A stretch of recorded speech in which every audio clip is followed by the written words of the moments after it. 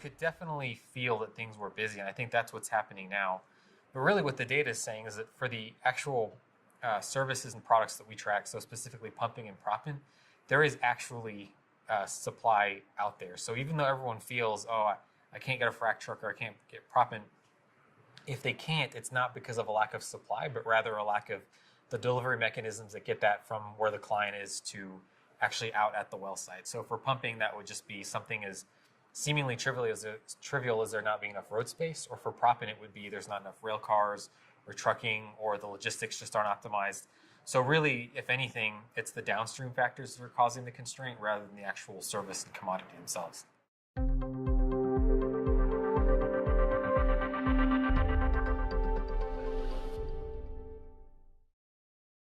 In business school, I had a professor who said we have this thing called the data point of one. So it means that people make a judgment or an evaluation based on what it is that they're feeling, but they forget that 1 point does not make a trend.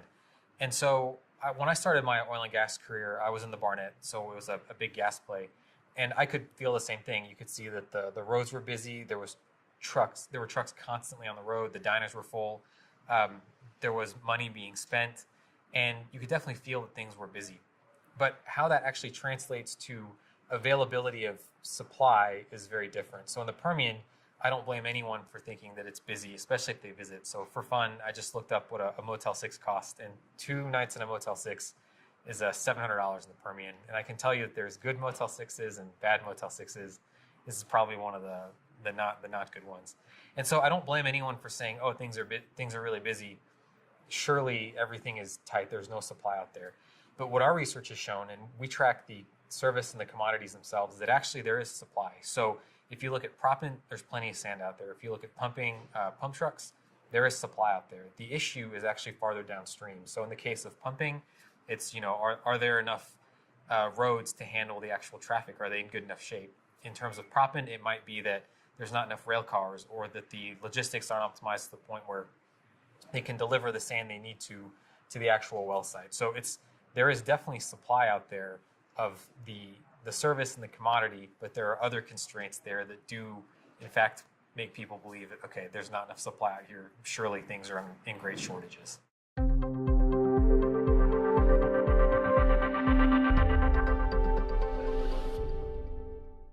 We had our first big update where we were straying from what our competition was saying. So we've had a big push internally to align ourselves with the other IHS Markit groups. So the idea there is that we want to deliver insights that are fully supported, so we can always refer back to the other expert teams. And just being quite frank, we want to make sure that we're being efficient. So we want to take the inputs from the teams that do those, and then we want to add our spin on it. And so when we were looking through all these numbers, and so consequently relying less and less on feel of ourselves and maybe the contacts that we've been speaking to in the industry, the data was showing us that actually utilization rates weren't near the 80% where prices start to climb.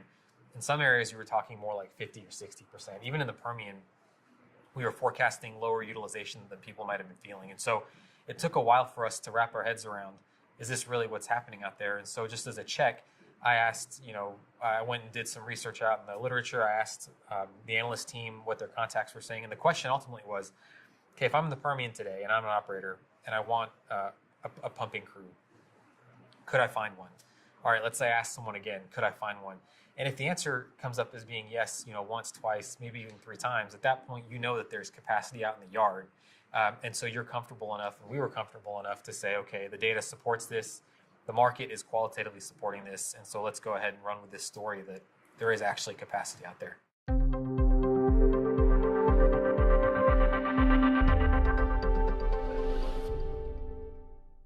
It's hard to use the word pleased because obviously someone's not benefiting from this, but we saw 2 very large service companies recently retrench and sort of say that, okay, things are going to get rough for us out there because of all these market factors, and so we're going to lower our price. The strategy being we want to conserve market share. So it is a fragmented market, and so we want to conserve our customers by dropping price. And that was validation for us that, okay, these guys are in it. They know what's going on. And so that was validation for us that we were on the right track in terms of actually following what the data was telling us. And then beyond that, we had another meeting with a banking client, and they were saying the same thing. So when we told them that all of this supply was finally coming online at a time when maybe demand for services might be flattening out a little bit. They said, well, what was all this about things being great? That was like one good quarter for the frac companies, and now you're telling me it's done. So we've gotten these bits and pieces from players who are deeply involved in the market who've served to validate what our numbers actually said in Q2.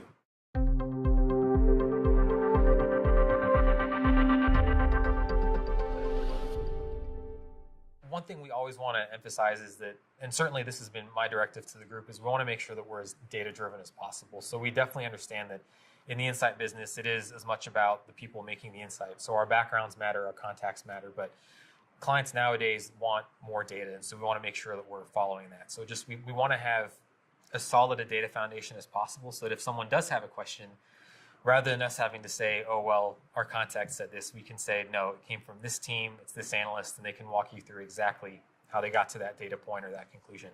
The other thing we want to do is maybe step a little bit away from the main focus of our topic. So I'll just take proppant, for example.